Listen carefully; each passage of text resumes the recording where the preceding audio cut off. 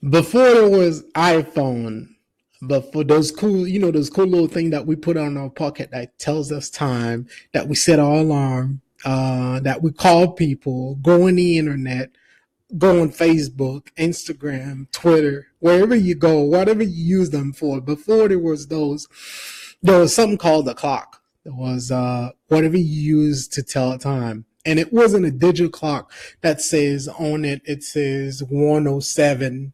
It wasn't like that. It was an analog clock. It was just like the circle that you see here, and that's what people would use to tell time. So it's divided into 12 slots. So basically, what happened is when this thing has two hands primarily, it has a second hands too, but most of the time it has two hands. Um, minute hand and also an hour hand. So what happened is every time this minute hand rotates from 1, 2, 3, 4, 5, 6, 7, 8, 9, 10, 11, 12. It goes back to the 12. So the hour hand, as it does that, the hour hand rotate from the 3 that you see here to the 4.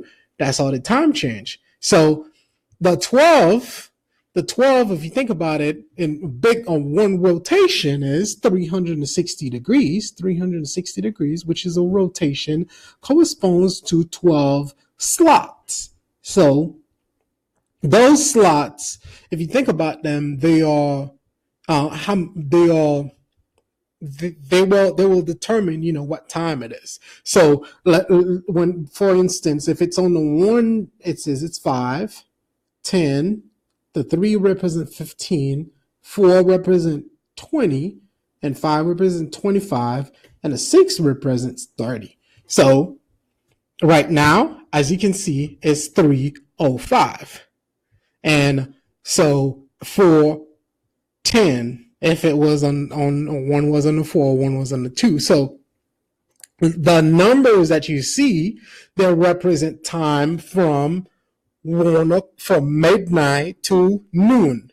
Most of the time when it's noon, you can differentiate between 3 p.m. and 3 in the morning, because most places, I don't want to say most places and generalize the case, but at least in the U.S. for the most part, it's dark at 3, at 3 in the morning, compared to like how much sun you have at 3 p.m. So unless you live in a place where 6 months out of the year it's really, really bright, 6 months out of the year it's really dark, then you probably wouldn't be able to differentiate between 3 a.m. and 3 p.m.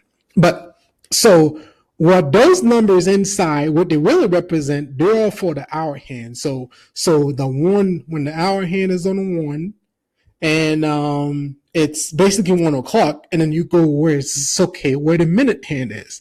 If it's on 1, 2, you can't say 1:01. It's 1:05, because for the minute, the 1 represent, for the minute hand, the 1 represent 5 minutes. If it's on the 4, if the minute hand is on the 4, you would say 1:20. If the hour hand is on the 1. So this is a little bit of background about the clock. So you could probably look them up on YouTube or anywhere else. So for the problem that we're going to do here, it says the time right now is 3:05, and we want to know if this thing moves, what time will it show when the minute hand moves about 60 degrees. So we want to know when the minute hand moves about 60 degrees. So we know 360 degrees corresponds to 12 slot on the clock. As you can see here, a full rotation corresponds to 12 slot. So what if we move, let me put this right here. What if we move for not 3 slots, but not 60 degrees? What if we move 60 degrees? How many slots would that correspond to? How many slots will we move? So we can cross multiply like we always do.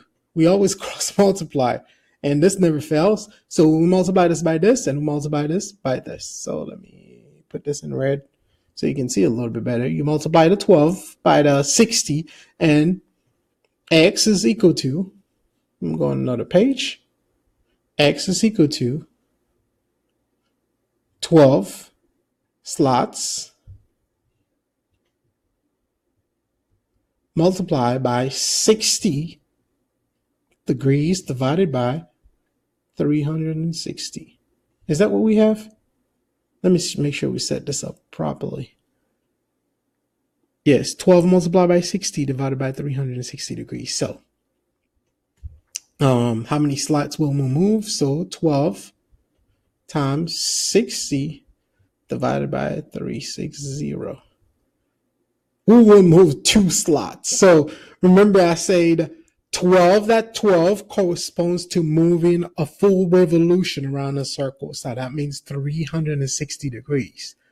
So if we move 60 degrees only, how many slots will we move? We'll move 2 slots. If you think about the slots. So we'll move 2 units. So we're going to move by x is equal to 2 slots. So now let's see what position we at. It says 12:05. So the minute hand is going to move 2 slots. One slot is going to be on 12:10, which is on the 2. And then one slot is going to be on the 3, which is going to be 12:15. Notice, let me go back up. So we're right here. We're going to move 2 slots. The first slot we're going to move is going to go on the 2. And then the second slot we're going to go on the 3, which is going to correspond to 3:15. And the answer choice that we're looking at is G, 3:15. If you enjoyed this video, please share it on your page. You'll help a lot of kids taking the ACT and the SAT, and a lot of kids that are not used to seeing an analog clock before. Again, this is your host, Ramel, with the Tutor. Thanks for your time. Bye-bye.